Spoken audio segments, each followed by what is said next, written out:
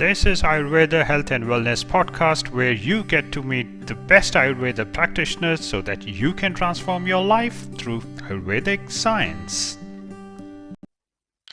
Hello and welcome once again to Ayurveda Health and Wellness Podcast. This is your host Hitesh Anand, and again today I have with me Dr. Kanika Verma, and we will be going to talk about Ayurveda and Keto Diet and how does Ayurveda relate or do not relate to the Keto Diet. So hi Kanika. So Kanika, my first question would be for our viewers and our listeners, if you can explain a bit about what Keto Diet is actually, and then we can go into the Ayurveda aspect of it. Okay. Yes. So this keto diet is basically more about the protein intake. According to keto diet, it's believed that if you take more of carbohydrate, it's not healthy for your body. Only proteins also can maintain the body. The proteins also can break down and give you energy. So if you do not take carbohydrates, you might not get carbohydrate-related disorders like diabetes and so on and so forth. Also maintain a very good weight. And it has been demonstrated also with some people that keto diet was able to maintain a healthy weight in them. So this is what keto diet is, mainly about proteins, not taking carbohydrates, but mainly protein intake. All right. So, we have seen how people are ardent followers of keto diet these days, and it sort of became a fad for some time. I would say, though people are starting to realize, pros and cons of keto diet. How does Ayurveda? What does Ayurveda say about keto diet? Is it good? Is it not good? We should do it. We should not follow it. What does Ayurveda say? Again, I'll say Ayurveda is all about satmya or balance. The word satmya is balance. So Ayurveda says that, as far as I understand, that no particular thing is good or bad. Its application is good or bad. So we can use keto diet, but I don't see keto diet as a predominant food pattern, that you should practice for your entire life. Once in a while, probably for a short duration, if you have any disorder that might help, the keto diet might help, then definitely you should follow keto diet, but not otherwise. And there are multiple reasons for it. One of the main reasons is that keto diet focuses entirely on protein intake. Now, this protein intake can be vegetarian also, but predominantly what we see is that keto diet is focused on meat-based products. Yeah. Okay. So when you are focused on meat-based products, it is scientifically proven that there are multiple side effects of long-term intake of, regular intake of meat products, heavy intake of meat products, especially if you're talking about red meat like beef and beef. Okay. You see, our intestine, the human intestine, is more like herbivores. The herbivores, they have a very long intestine. Okay. And these herbivores, like cows, horses, and all these animals, they eat predominantly vegetarian food. They eat grass, they eat plants, and so on and so forth. Now, these plants, they have a special cell wall called cellulose. This cellulose is, it doesn't get digested in the body, but it gives a very good roughage. Okay, it gives a very good roughage and passes easily through the intestine. And because herbivores have a long intestine, they need food that has very good amount of roughage, and it passes through the intestine without getting stuck or without creating toxins inside the body. If you compare the human intestine, it is more like the herbivores than the carnivores. The carnivores, like the lion, leopard, cats, and all these animals, they have a very short intestine. And it is very healthy for them because they are predominantly meat eating. They are exclusively meat eating animals. And when you eat meat, I'll give you an example. If you put rice outside and if you put egg outside, so which one will start rotting faster? Which one will start Yeah, decomposing? it's eggs, of course. Yeah. Yeah, so you see, eggs will start decomposing faster. Any kind of meat, if you keep chicken outside in a hot, humid climate, it will start decomposing faster than rice, wheat, or any other vegetarian food. In the similar manner, these foods, when we eat them, they decompose inside our body also. They start to decay inside our body also, because our body, the internal temperature of our body is much higher than the Right. outside climate in most of the cases. So, when any food, whether it is vegetarian or non-vegetarian, when it enters in our stomach has acid. Okay. You see, and this acid helps to break down the food. At the same time, it preserves the food from getting decomposed, just like it happens in the case of pickles. You see, pickles, we have acids, we have vinegars. Like for example, vinegar-based pickle. Vinegar preserves the pickle for a very very long time, and it stops it from decomposing. In the similar manner, the food that we eat, the stomach acid preserves that food from decomposing and ensures proper digestion, proper breaking down. But unfortunately, today, most of us do not have a very strong stomach acid. Most of the people, they suffer from digestive disorders. They have indigestion, constipation, and so on and so forth. They're not able to digest the food. They feel heavy after eating meat. So, you see, our stomach acid is not very strong in general, especially with people who have sedentary lifestyle. Most of us are sitting in the chair the whole day, and then we do not have that strong digestive juices. For example, probably a manual labor or a soldier or a wrestler or a weightlifter will have a better digestion than us. So, if you look at people who are sedentary and having a very average lifestyle, then these people, they eat heavy food, heavy protein-based food like red meat in the name of keto diet. They give this to their stomach. The stomach doesn't have proper amount of acid to preserve this food. The food in the long intestine starts to decompose gradually and decomposes faster than the vegetarian food. Okay, and as it decomposes, it produces metabolic toxins, or that which is called armor in the Ayurveda, the concept of armor, the metabolic toxins. These metabolic toxins are unfortunately, absorbed through the intestine, and they spread throughout the body to create multiple disorders. Multiple disorders, even like hypertension, diabetes, and so on and so forth. So when you are predominantly eating meat, once it's not about once in a while. Once in a while, if you're eating meat, that's fine, that's all right. But if you're focused on eating meat, if you're eating it every day, it will drain your digestive capacity. Your digestion might become very slow, and then your body will be full of toxins, and then you might end up with multiple disorders. It has been scientifically proven that uh, you know excess intake of meat-based protein can cause liver disorders, because liver is the organ that processes fat and proteins. They meat has two things: one is protein, one is fat. And obviously heavy fat intake is another a very important factor of keto diet. So when you take heavy fat, this fat has to be processed by liver, and liver is overwhelmed by the amount of fat it receives, and therefore liver disorders are very very common in people who practice keto diet in an unhealthy manner. Okay. So these are some of the features, and also this protein that we intake, the red meat or any kind of meat that we frequently take in, doesn't have fibers. Most of the vegetarian food, if you whether you're talking about grains or vegetables or fruits and so on and so forth, they all have a very huge amount of fibers. These fibers, they help the food to move faster in the intestine. Yeah, because they help like a broom, like they sweep the intestine. They move faster. At the same time, they also clean the Right. intestine. But unfortunately, in meat based diet, when you're taking more of red meat, especially, or eggs or anything like that, it doesn't have any fiber at all.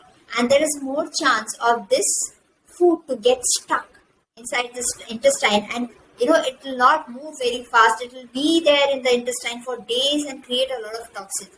That is why Ayurveda says that you should eat what is compatible to you. I'm not saying that keto diet is completely wrong. It might be good for some people who have that sort of physical requirement. It might be very good for a particular duration of time. For example, I've treated many patients of IBS using chicken soup or using mutton soup because it is good for them at that point in time, and they were eating, most of the time they were eating that. So sometimes it's good, but you have to see what is compatible, what is suitable for your body, what makes your body balance, and that is different for everyone.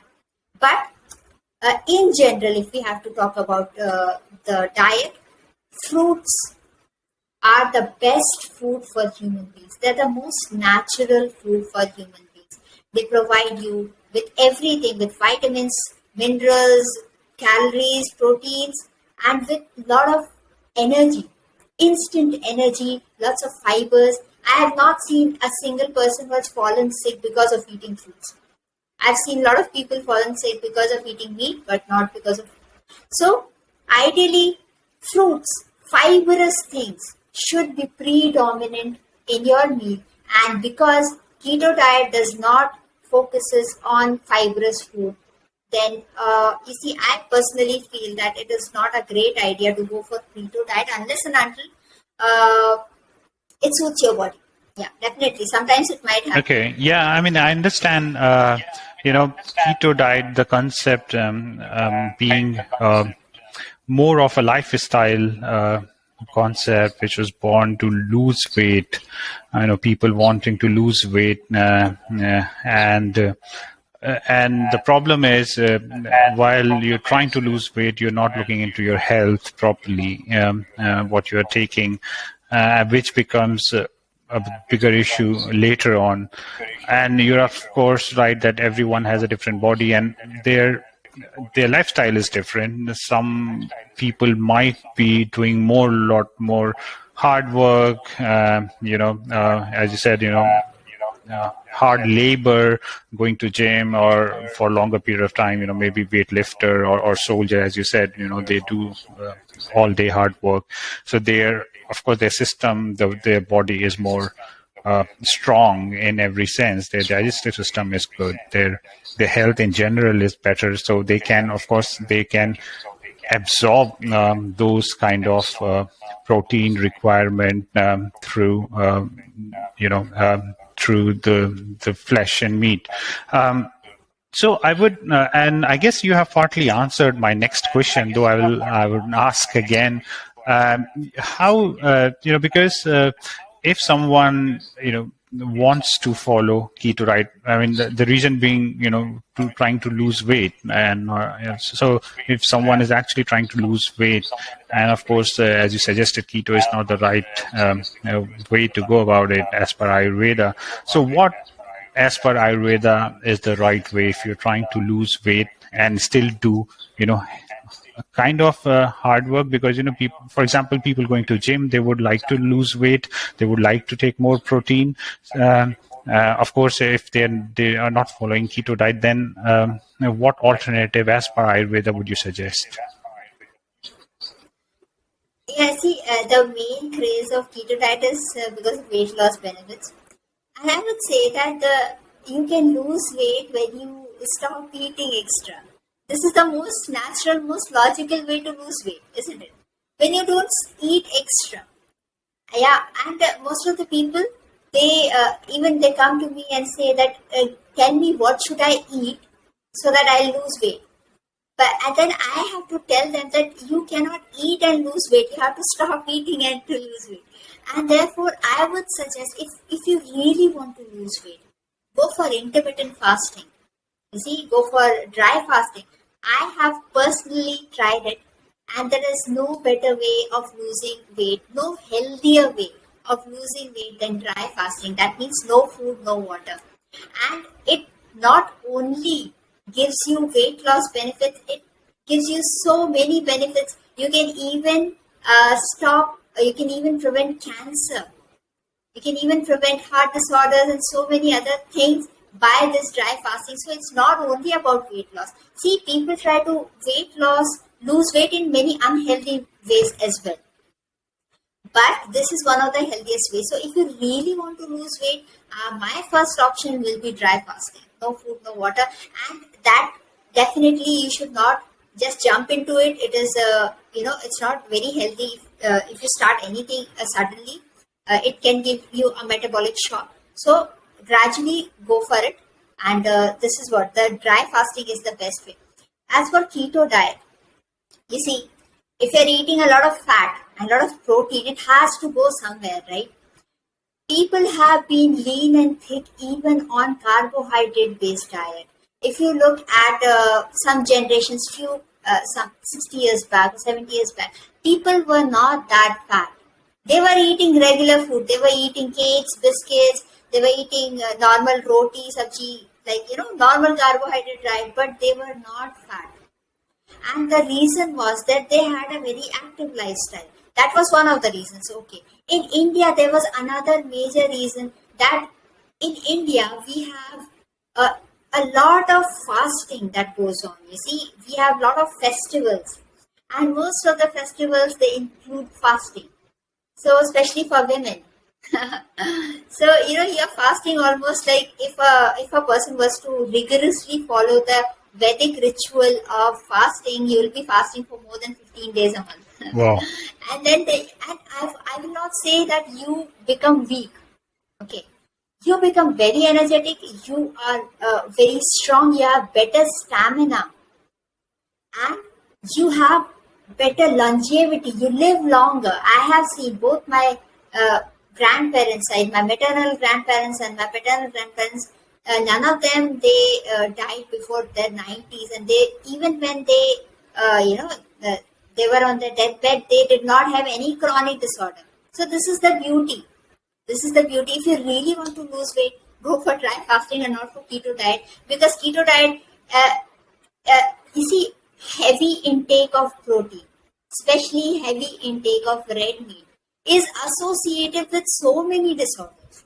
Whether you're talking about hyperlipidemia, excess fat inside your liver, excess cholesterol in your blood, excess of sugar, or you can be promoted to diabetic situation if you have too much of red meat. All these disorders are very closely linked to heavy protein intake through red meat, especially.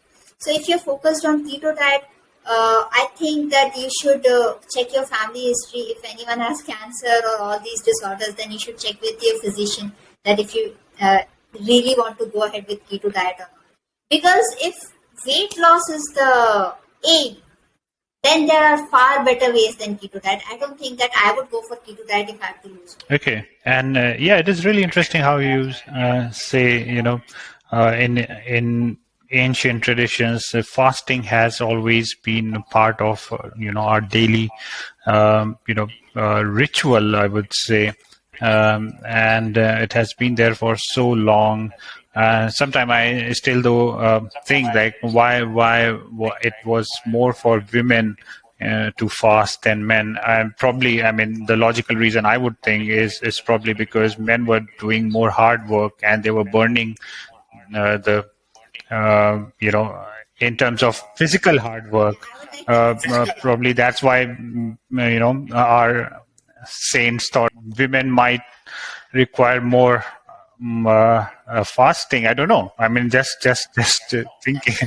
No, actually, it wasn't that way. It was Nitya. I mean, I've read the ancient text, and it was Nitya means it was meant for everyone. It was meant for both men and women. But since men went out to work and probably it was not very suitable, so they skipped, and women continued because housework. And most of these fastings are related to children, and so definitely women will always do that. So it was meant for everyone. Some people followed, some people didn't follow. Women, and they are still following, and that's they're still following, and I can I mean, I can definitely say that for my mom as well. She still follows those fast things, and also, it's just not about it's across the culture as well. Even even not just even in other religions, there are fasting that goes on with Ramadan, and so Yeah. fasting is there. It's though people have distorted the fasting, uh, how it should be done, and even in I've seen. On the day of fasting, people make special fasting meals, and they eat more, more of that meal than the normal meal, and that's also something that my friend told. He said that in Ramadan, now what people do, they eat in the morning heavily, and then in the evening they will eat heavily, and the Yeah. when these fastings started, that was not the motive. Motive was to eat less and not to eat more. Yes. So no, that's really interesting, and that's really great to know. So I guess, Kanika, I mean, that was really interesting conversation, and you have already answered my most of the questions, and that should give a lot of information, valuable information to our listeners and viewers, and they might, you know, it might help them lose weight in a right way if they are trying to do so. Obviously, it's not really important if you're not really very heavy to go on and suffer, make your body suffer. I guess the best way is to keep doing the hard work, go out, do exercises, stay healthy, and then and eat accordingly, and just stay normal. No, that's great. Thank you, Kanika, for this podcast, and we will be coming back again with next episode where we will be discussing about paleo diet, and that should be an interesting conversation as well. So thank you. Thank Thank you you. then. Hope you enjoyed our podcast. Do not forget to follow us or subscribe. This podcast is brought to you by Kiwi Towels, bringing Ayurvedic dyeing to the modern world.